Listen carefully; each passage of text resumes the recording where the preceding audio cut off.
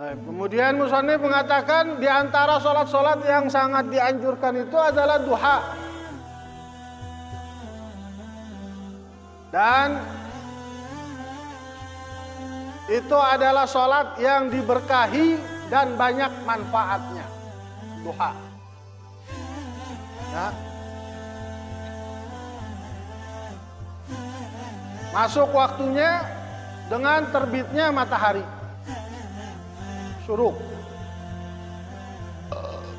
Dengan terbitnya matahari. Dan berakhir dengan zawal.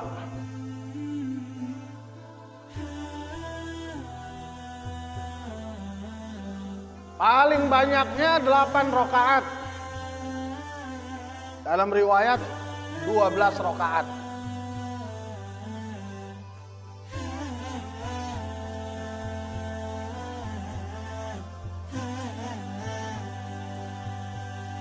Dan paling sedikitnya adalah 2 rakaat.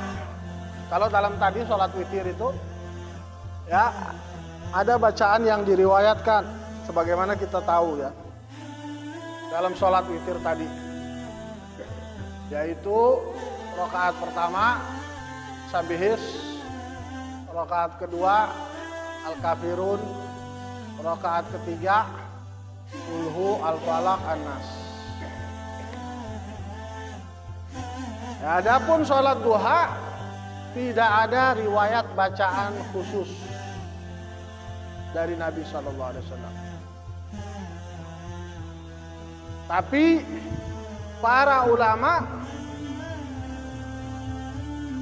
menganggap bagus, menganggap baik kalau duha itu dibaca surat Asy-Syams wa syamsi wa duhaha di rakaat pertama, wa duha di rakaat kedua, kemudian rakaat ketiga kalau habis itu salam, kalau rakaat ketiga al-kafirun, rakaat keempat kulhu kalau mau 4 rakaat. Dan itu biasa diamalkan oleh pengarang kita Al-Habib Abdullah bin Ali Al-Haddad. Beliau biasanya bacanya itu. Pertama wasyamsi wa duhaha, yang kedua wa duha. Habis itu ketiga al-kafirun, keempat kulhu. Ya, disebutkan oleh salah satu murid beliau dalam kitab Ghayatul Ghausat wal Murad, manaqib daripada Habib Abdullah bin Ali Al-Haddad.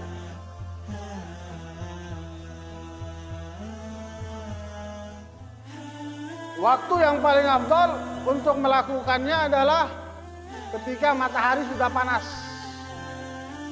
Ketika matahari sudah panas.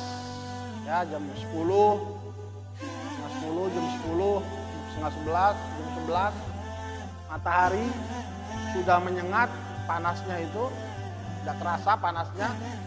Itu waktu yang paling afdal untuk duha.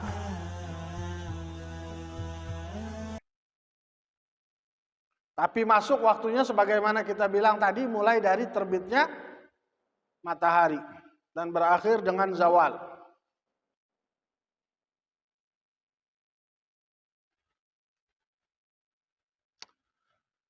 Nabi SAW bersabda bahwa di setiap pagi yusbihu ala kulli sulama min ahadikum sadaqah, bahwa setiap pagi,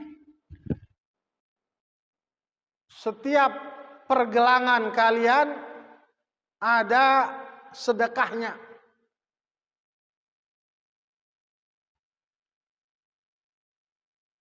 Wa kullu tasbihatin shadaqah, maka setiap tasbih itu sedekah, setiap tahmid itu sedekah, setiap tahlil itu sedekah, setiap takbir itu sedekah, amar ma'ruf sedekah, nahi mungkar sedekah, wa yujzi bihi min dzalika kullih raq'atani yarka'uhuma minad duha. Dan itu semua kata Nabi akan menutupnya 2 rakaat yang dilakukan di waktu duha. Ya. Dan dalam Syarah Arba'in An-Nawawiyah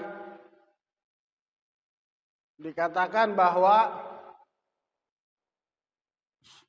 pada setiap manusia itu ada 360 pergelangan atau persendian ya, persendian.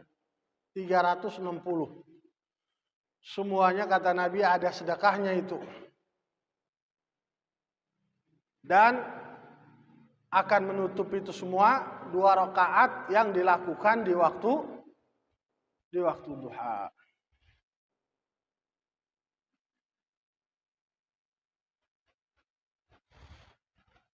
Nah, kemudian musannif kita bilang, seandainya tidak diriwayatkan tentang keutamaan sholat duha kecuali hadis ini yang tadi kita bacakan, ya, maka cukup untuk kita melakukannya, menjadi dasar untuk kita melakukannya.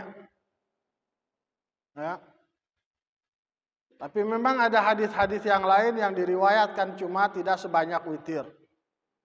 Di antaranya hadis yang diriwayatkan oleh Ummu Hani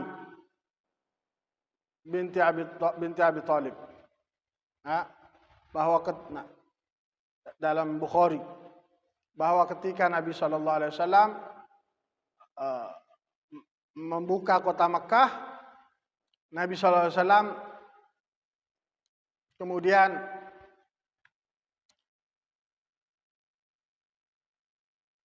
masuk ke rumahnya Ummu Hani, ya, dan Nabi SAW melakukan sholat duha di rumahnya 8 rakaat.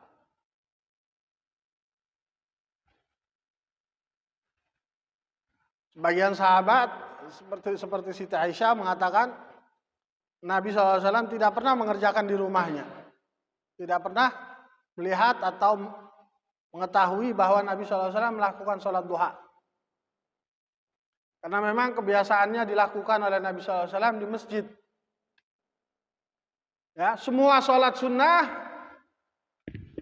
itu lebih afdal dilakukan di rumah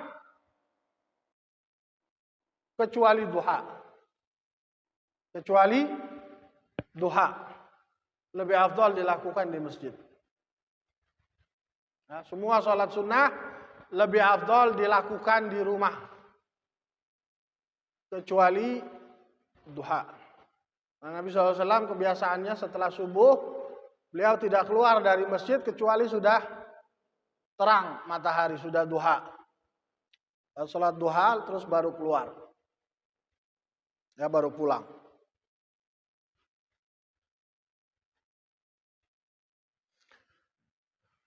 Kemudian musannif mengatakan, dan diantaranya sholat yang dianjurkan, yang disebutkan dalam riwayat adalah antara maghrib dengan isya, seperti tadi kita bilang ya. Sholat antara maghrib dengan isya. Dan para ulama menamakan itu sholat awabin.